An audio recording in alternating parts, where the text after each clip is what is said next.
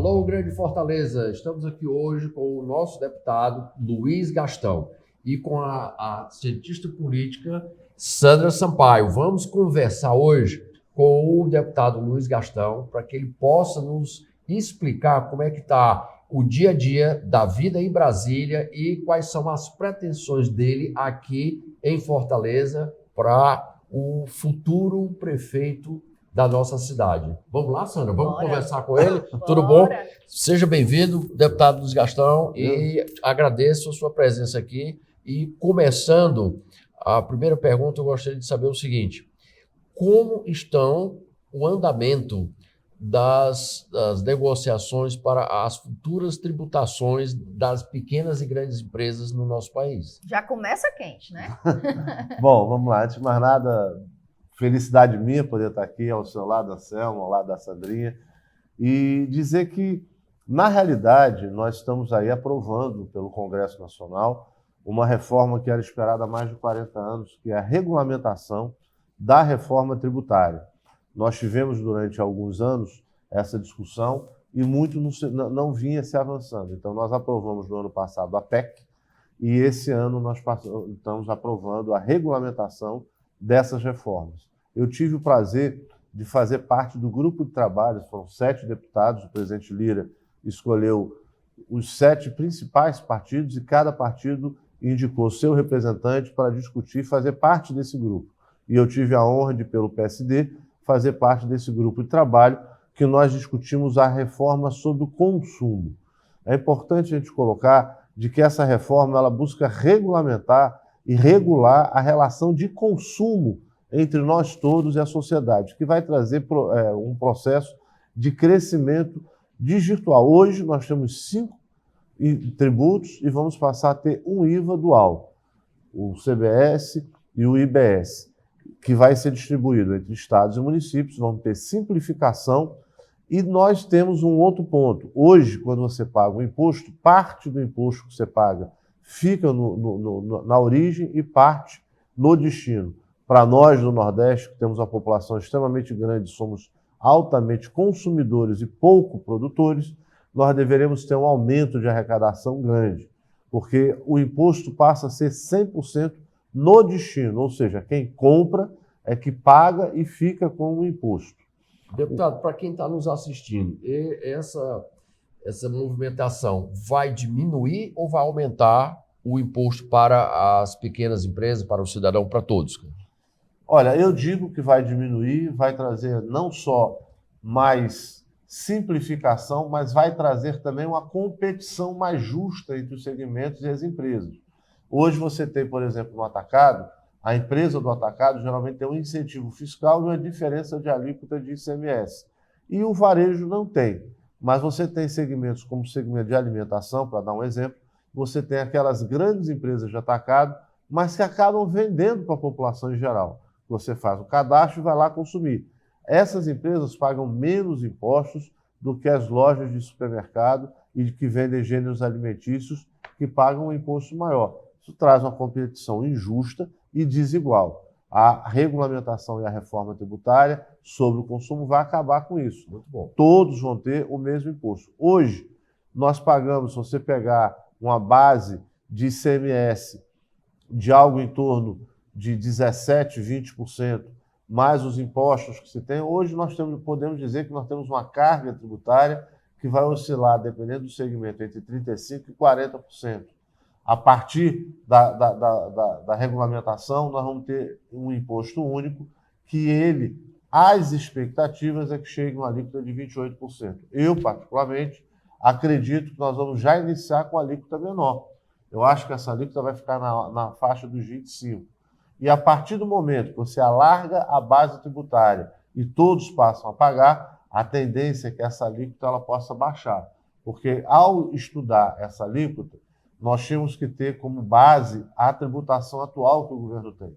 Então, se hoje, por exemplo, o governo tributa 1 trilhão, você não pode, do dia para a noite, acabar com essa tributação para poder fazer com que os gastos públicos, a manutenção da saúde, da educação e de todo o aparato público ele perca. Então, nós partimos de um pressuposto de uma alíquota para suprir a carga atual. Com o crescimento da arrecadação, há um mecanismo que o Estado terá que reduzir essa alíquota.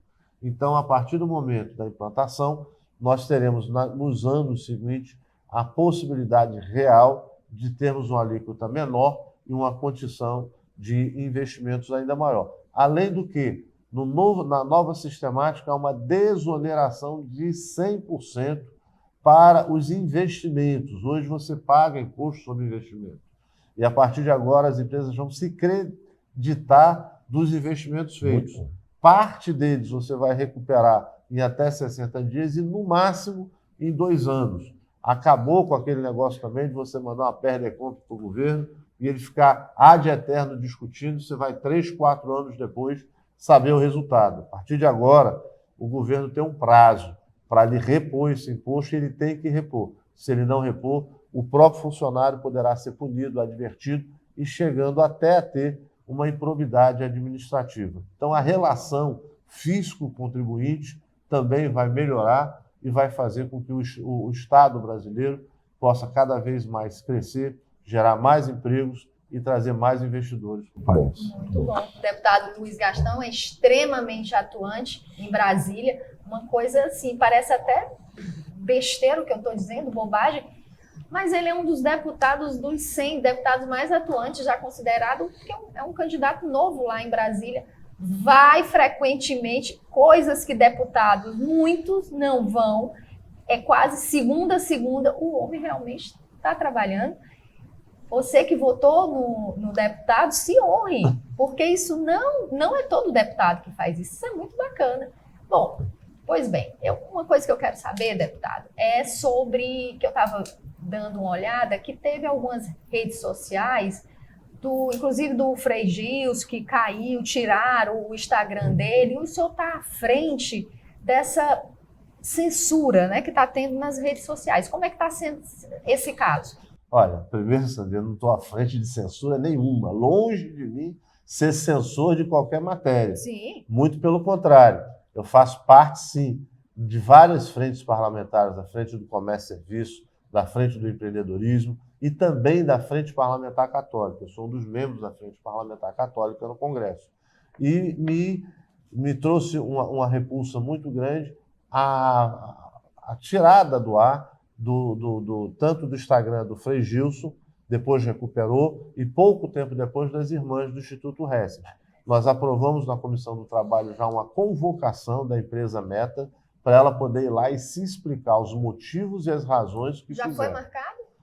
Já foi aprovado a audiência nessa semana, inclusive foi aprovado essa semana, e com o retorno, depois do segundo turno das eleições, nós estaremos marcando, quem marca é o presidente da comissão, no caso é o deputado Lucas, do Republicanos de Pernambuco, que é o presidente da comissão, do PSB de Pernambuco, mas ela deverá ser marcada ainda em novembro. Embora o Instagram tenha sido retornado, esteja funcionando, nós achamos um absurdo. Quando se fala em regular as redes sociais, nós temos que ter muito cuidado.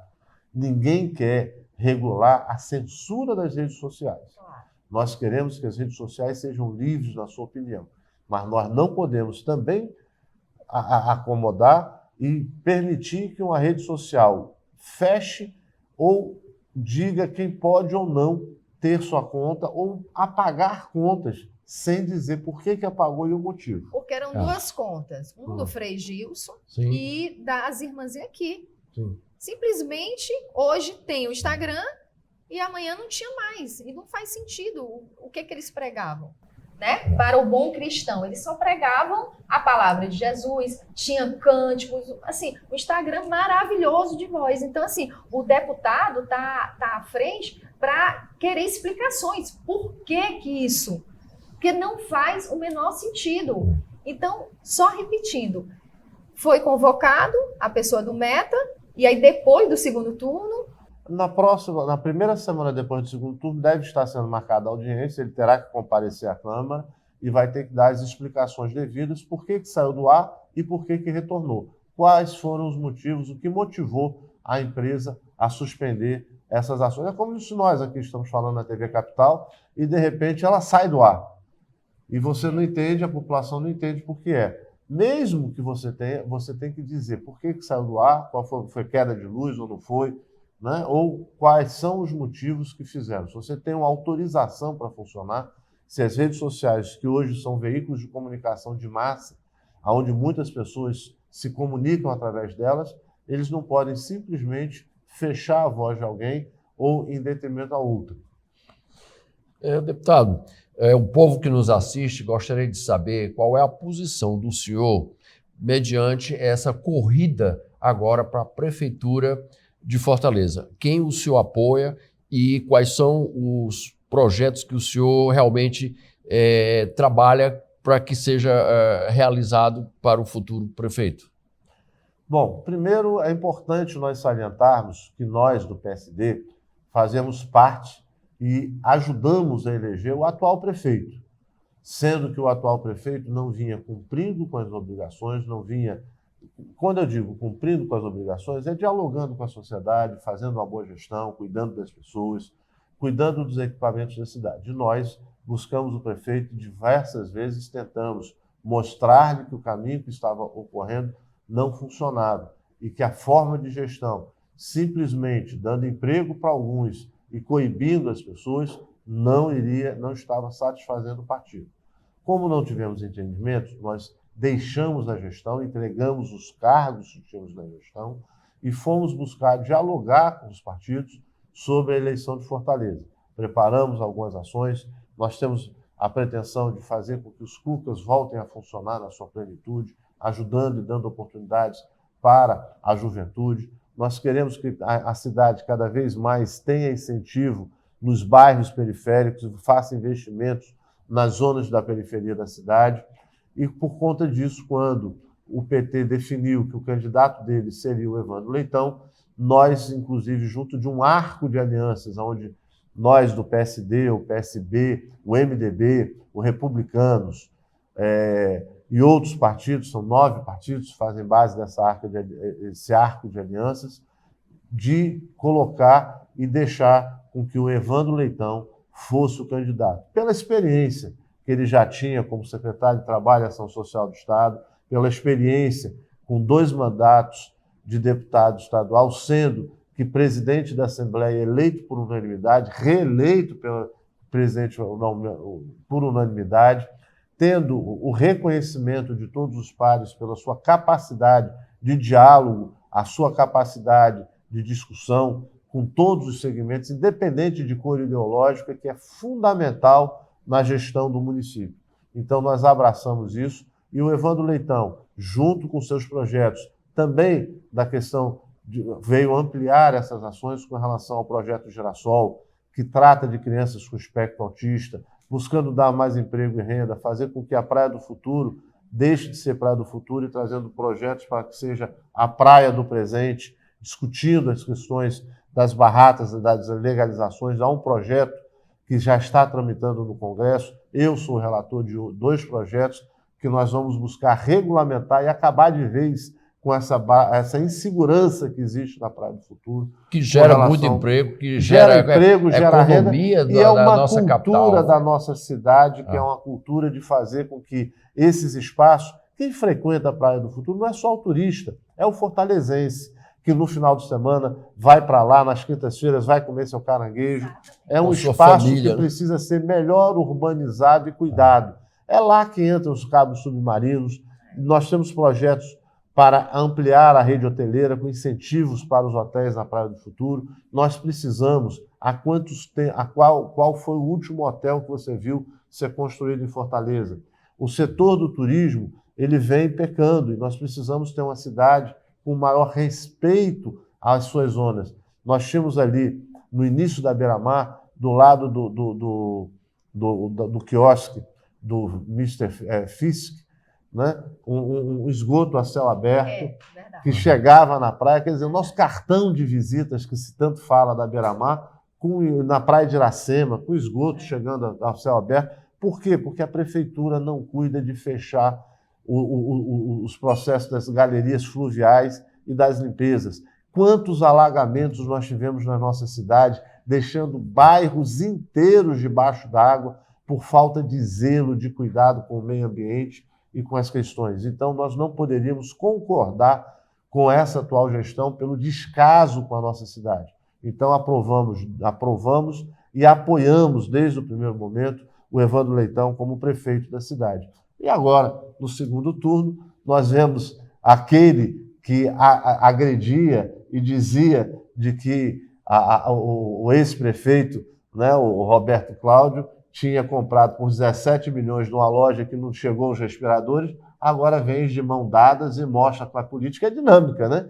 Aquele discurso de que a mamata ia acabar, e você vê todos eles juntos agora, e todos eles lado a lado, mão a mão, e o que eles não estão discutindo e estão rateando para poder ter esse apoio aí à frente da prefeitura. E contra isso nós não queremos.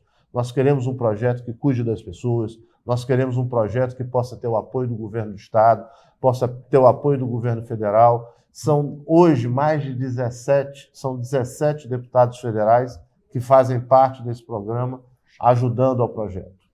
Muito bem, deputado. Falando na Praia do Futuro, o senhor estava falando que realmente é tão bacana um cartão postal, existem as barracas tradicionais, o caranguejo da quinta-feira, a nossa beira-mar, outro cartão postal. Mas Fortaleza não é só isso, né? O senhor sabe bem, eu vejo pelas suas redes sociais que é bastante atuante. A nossa Fortaleza tem muito bairro, é muito canal. Canal, quando eu digo canal, o esgoto a céu aberto é insuportável. Não sei como é que as pessoas conseguem viver. O famoso lixo, a taxa do lixo, que eu nunca entendi essa taxa do lixo. Todo canto que eu ando tem lixo. Em relação a isso, eu estou perguntando para o senhor é deputado federal, mas como o senhor está apoiando o candidato Evandro e a vice é do seu partido, a Gabriela, então, em relação a isso, como é que está sendo a proposta dele?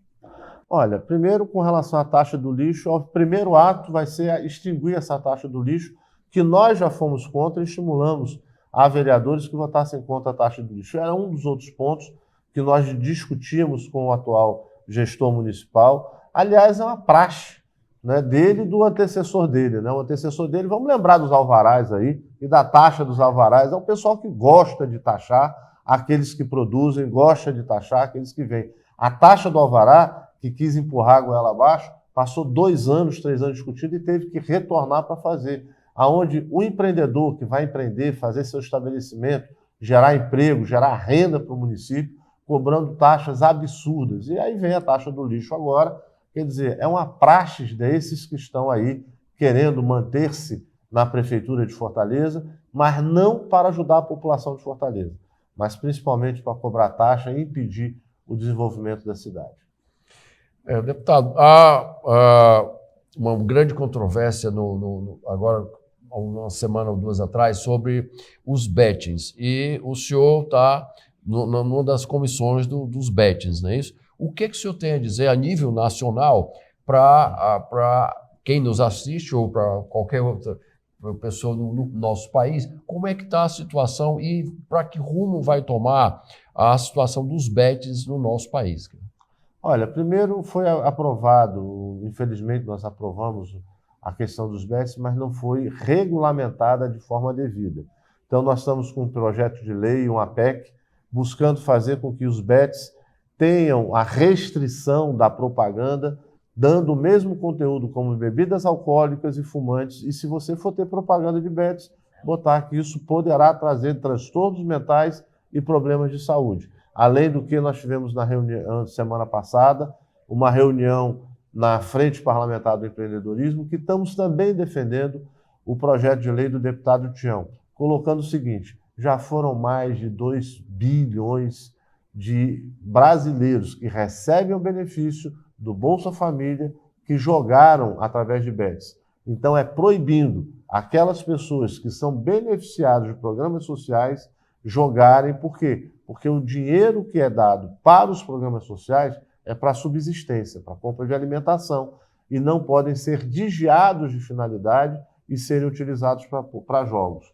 Então nós estamos também nessa linha, buscando defender a população para que você possa impedir de que você continue de uma forma sem regulamentação e de uma forma, eu diria, desvairada, deixando com que as pessoas possam apostar, tendo aquela ilusão de que através de um jogo ele vai poder mudar de vida. Eu acho que a mudança de vida ela advém do trabalho, do esforço e principalmente da perseverança e do acompanhamento. Existem os bets oficiais e os clandestinos, é isso? Aqueles bets que estão nas camisas dos times, eles são oficiais? São todos oficiais, mas o que acontece é que não existe uma limitação de propaganda e valores de propaganda e um controle sobre eles, e é isso que nós estamos querendo fazer. O BETS, a legislação chegou, mas não houve uma regulamentação, e isso trouxe uma enxurrada de processos. Nós temos, inclusive, tido vários relatos de vários empresários de setores,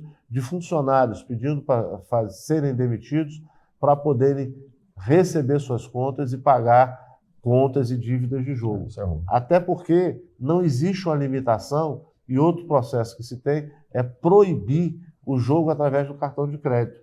Porque você está jogando não nem com o dinheiro que você tem. Você está jogando, pagando com cartão de crédito sobre um crédito que você vai pagar no futuro, sem ter o dinheiro. Então, algumas pessoas acham que vão jogar e vão recuperar o dinheiro do jogo. Muito pelo contrário, acabam se endividando ainda mais e criando uma dificuldade ainda maior. Deputado Luiz Gastão, qual é a outra comissão que o senhor também atua em Brasília agora? Olha, na realidade eu faço parte de 7 ou 8 comissões.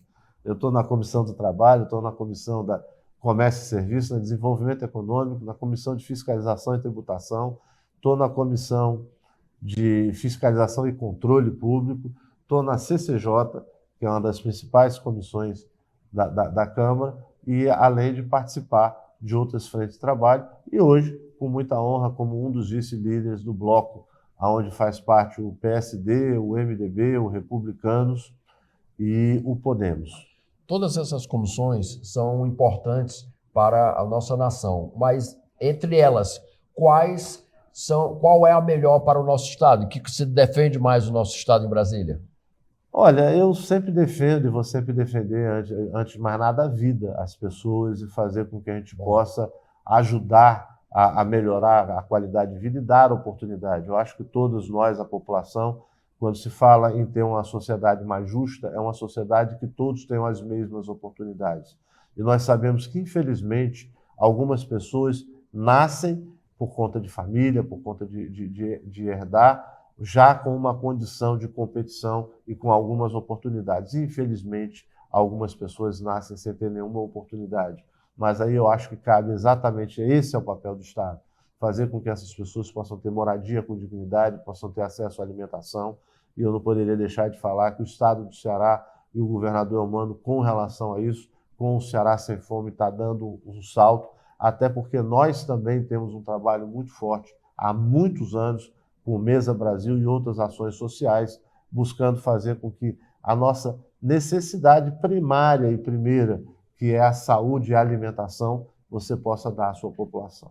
O Mesa Brasil já é uma vitória, realmente, todo mundo já conhece, é muito bacana esse projeto, eu acompanho sempre. Mas eu queria falar sobre o comércio. O senhor falou sobre o comércio, eu vejo que tem muita loja fechada, e a gente já está no final do ano. Quando chega em setembro, outubro, novembro, né, o BR-OBRO, é o final do ano. Então, começa a ter aqueles empregos temporários, né, de final do ano. Como é que está a relação do comércio? Olha, a relação do comércio vai bem. E você veja o seguinte, o estado do Ceará foi o estado que cresceu 7% do seu PIB, mais do que o dobro da média nacional, mostrando que nós estamos tendo um crescimento e visto. Agora, muitas vezes, Anselmo, as pessoas nos perguntam e falam, mas o comércio está crescendo 10%, não é igual, mas realmente não é. Tem segmentos que crescem mais e segmentos que crescem menos. Você pegar um período chuvoso, por exemplo, você pode ir atrás na pesquisa e você vai ver que material de construção vai crescer, porque as pessoas acabam comprando equipamentos e coisa para material de construção. E aquilo ali afeta ao comércio do material de construção.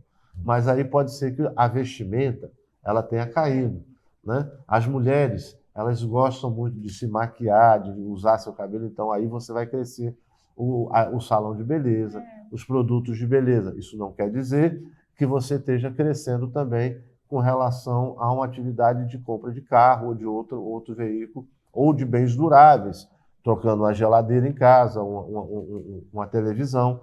Então, o comércio ele é muito diversificado. E quando nós falamos do comércio de bens e serviços, ele busca toda essa cadeia.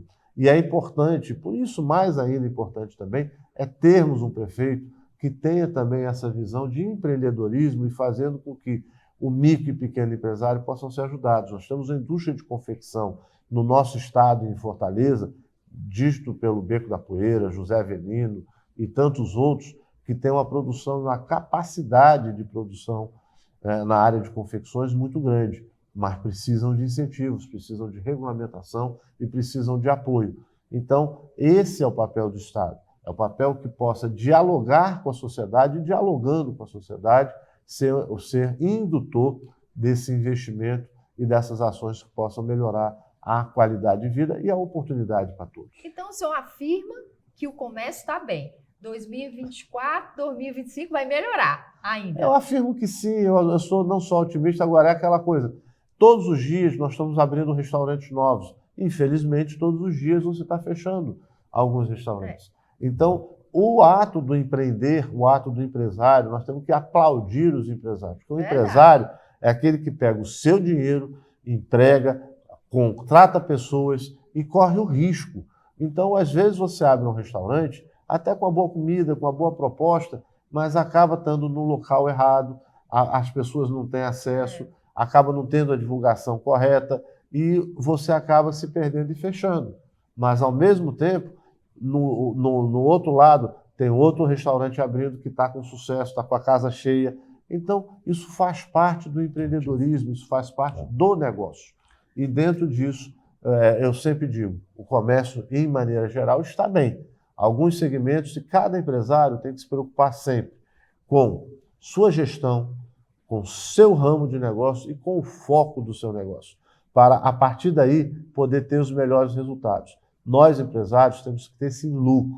A empresa sem lucro é uma empresa que vai fechar, é uma empresa que não gera emprego e vai deixar seus empregados ao léu. A empresa que tem lucro é uma empresa saudável, é uma empresa cidadã, é uma empresa que paga imposto e é a empresa que contribui com a sociedade. Sandra, né, temos assunto aqui para quilômetros, né, Luiz? Mas só que o nosso tempo é curto e eu queria agradecer a sua vinda aqui e as explicações que você deu para o nosso público e deixe suas considerações finais e o que você acha aí das próximas eleições aí para o nosso futuro prefeito de Fortaleza. Bom, eu que agradeço, Anselmo, Sandra, é um prazer grande a todos vocês que estão nos ouvindo, telespectadores. Eu diria que nós estamos agora num momento crucial das nossas vidas, porque quando você participa de uma eleição municipal, é na cidade que nós vivemos, é na cidade que nós temos nossas casas, é na cidade que tem as principais oportunidades para todos, e nós vamos ter oportunidade entre dois projetos. Um projeto que tem à frente o Evandro Leitão, a Gabriela, que é a nossa vice, que é uma geriatra, que cuida da saúde das pessoas, que tem uma vida dada a cuidar das pessoas. Então, é esse projeto que tem o apoio do governador, que tem o apoio do ministro Camilo, que tem o apoio de 17 deputados federais, que tem apoio da grande maioria dos deputados estaduais e da grande maioria dos prefeitos do interior do estado. E, do outro lado, nós temos um projeto daqueles que vêm com rancor, daqueles que vêm derrotados, daqueles que vêm já de uma gestão à frente da Prefeitura de Fortaleza, que não deram a resposta que a sociedade queria, daqueles que vivem querendo juntar os blocos para fazer os seus privilégios permanecerem e negociando cargos, quer na Câmara Municipal, quer manutenção de status quo na Prefeitura. Então, são dois projetos distintos. Eu vou estar com o Evandro Leitão e com a Gabriela, eu voto 13, e se você puder, nos acompanhe.